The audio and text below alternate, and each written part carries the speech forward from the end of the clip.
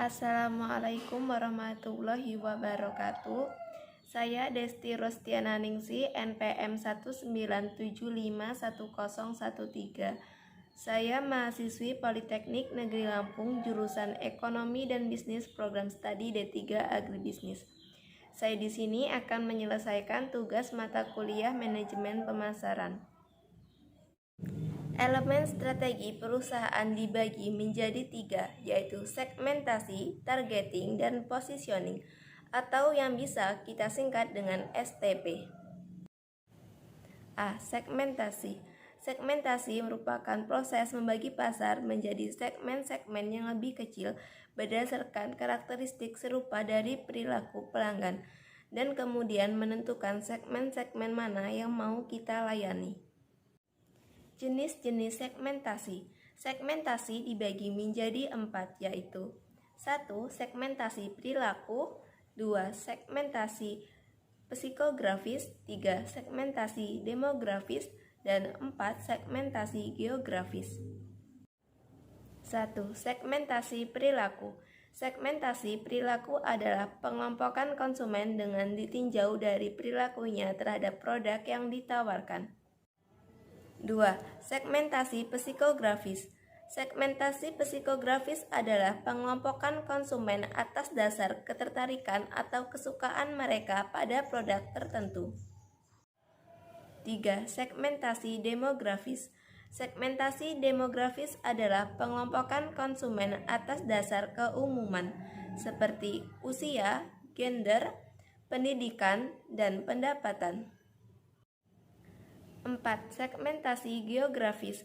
Segmentasi geografis adalah penentuan kelompok pemasaran atas berdasarkan tempat tinggal konsumen.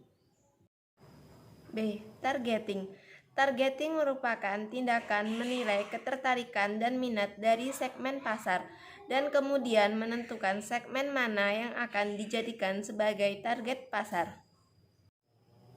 Jenis-jenis strategi targeting. 1. Undifferentiated targeting strategi. 2. Differentiated targeting strategi. 3. Concrete targeting strategi. Dan 4. Custom targeting strategi. 1. Undifferentiated targeting strategi menjelaskan bahwa strategi ini ditujukan untuk pasar besar dengan kebutuhan yang serupa. 2. Differentiated targeting strategi menjelaskan bahwa perusahaan memproduksi berbagai macam produk dengan masing-masing ciri yang berbeda. 3. Concrete targeting strategi. Perusahaan hanya fokus menawarkan jenis produk tertentu dengan satu segmen yang dinilai paling berpeluang besar. 4. Custom targeting strategi ditujukan pada pendekatan konsumen yang bersifat individual. C. Positioning. Positioning atau penempatan merupakan upaya untuk menempatkan posisi produk dalam menghadapi persaingan. Bentuk-bentuk positioning. Positioning menurut atribut, positioning menurut manfaat, positioning menurut penerapan dan penggunaan, positioning menurut pemakai, positioning menurut pesaing, positioning menurut kategori produk, dan positioning menurut harga. 1. Positioning menurut atribut. Perusahaan memposisikan dirinya berdasarkan atribut atau fitur spesifik. 2. Positioning menurut manfaat. Dalam pengertian ini, produk diposisikan sebagai pemimpin dalam suatu manfaat tertentu. 3. Positioning menurut penerapan dan penggunaan. Produk diposisikan sebagai alternatif terbaik untuk situasi penerapan dan aplikasi tertentu. 4. Positioning menurut pemakai. Produk diposisikan sebagai pilihan terbaik untuk kelompok pemakai tertentu. 5.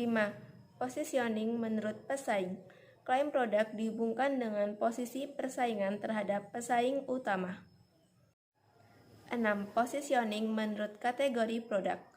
Produk diposisikan sebagai pemimpin dalam kategori produk tertentu.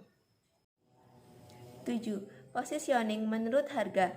Perusahaan berusaha menciptakan kesan atau citra berkualitas tinggi lewat harga premium, atau sebaliknya menekankan harga murah sebagai indikator nilai.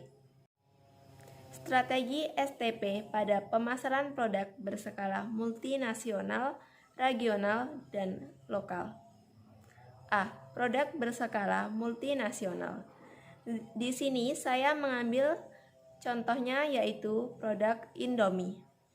Strategi STP yang perlu dilakukan yaitu memperluas segmentasi geografis pemasaran produk, memastikan strategi apa yang akan diambil untuk mendapatkan pasar di luar negeri, mempelajari hukum perdagangan, hak cipta, dan perlindungan konsumen di luar negeri, melakukan analisis rantai nilai dari bisnis, menentukan target pasar di luar negeri, memberikan informasi bahwa produknya memiliki kelebihan dibandingkan dengan produk lain.